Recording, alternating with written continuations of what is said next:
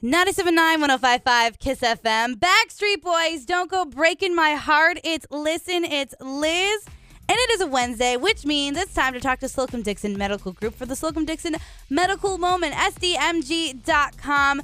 Make sure you go into their website, checking it out. Adrian, how are you doing this morning? I am doing so good. It has been, I want to say, I feel like it's been so long since I've seen you last, but with the holiday and whatnot. We missed a week, I know. I know. We're late. But we're back, and it's fine. Yeah. And Slocum Dickson is doing bigger and better things now. And can you introduce who you brought in with you today? Yeah, so today I have Dr. Garbooshian with us.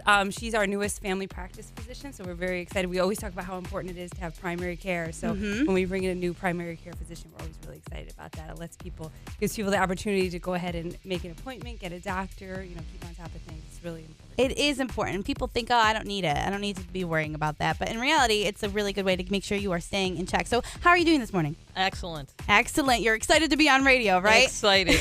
Yeah. Now, we just had a massive heat wave. Humidity was crazy.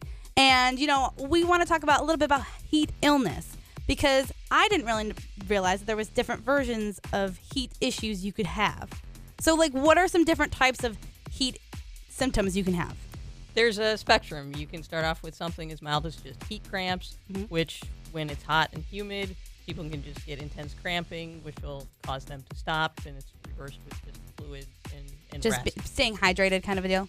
Definitely. Okay. And then you move on to heat exhaustion, where it's a little bit more severe, and usually people can't continue. They get cramps, sweating, they feel pale. Is that when you feel really, obviously heat exhaustion, but do you get exhausted to the point where you just want to lay down and not do anything? Yes. Okay, so that's that kind of pass out feeling. Correct. You Okay. feel weak, dizzy, your heart's going fast, and you're a little uncoordinated. And that's because of the heat. It's because of the heat. That's crazy. And if you don't stop, it can progress to heat stroke, which is much more severe, Yes. and your temperature goes up above 104, and now you get confused. You don't know where you are. You pass out. Oh, that's so You scary. can go into a coma. You can have a seizure, and if it's not reversed quickly, really bad things happen, like kidney failure and organ damage.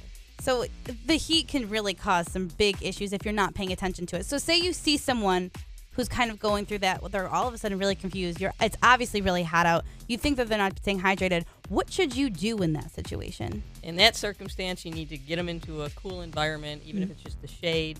Obviously, stop them from doing what activity they're doing. Get them some fluids, cooling, and if they are confused and they're having those kind of mental status changes, calling 911 immediately.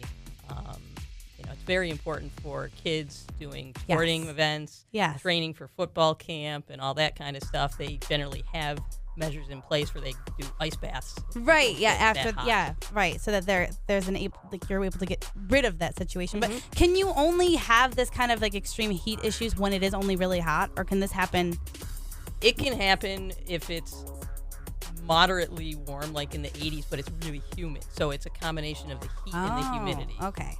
So that's why they were going crazy about the heat index. And they said the heat index is dangerous. The heat index hit, and we had PSAs for days here about staying cool. And I made sure to say, stay hydrated, stay in air conditioning if you can, because it is kind of scary how our bodies can kind of stop when it comes to the heat.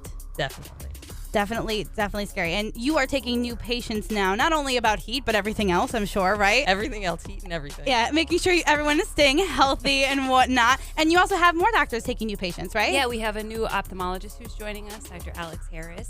So he's going to be taking patients as well. And then check out our website. If you go on the homepage, we have all of our new docs at the bottom, and they're all accepting new patients. Yes, sdmg.com. Make sure you're giving their Facebook and Twitter page a like and a follow so you can stay up to date with them. You kept us up to date about your urgent care being open for 4th of July. Yes. So urgent care is a great resource for patients in the area and for us as well. If you have something that goes on and it's after hours, it's on the weekends, urgent care can see you as long as it's a non-life-threatening issue. Non-life-threatening, yes. Well, thank you so much for coming in. It's very important that we talk about heat because it's summer currently, and with things that happen with running events and all that fun stuff, we have to make sure we stay hydrated and safe. And if you want to see more, sdmg.com. Thank you so much, ladies, for coming in. You're welcome. Thank you.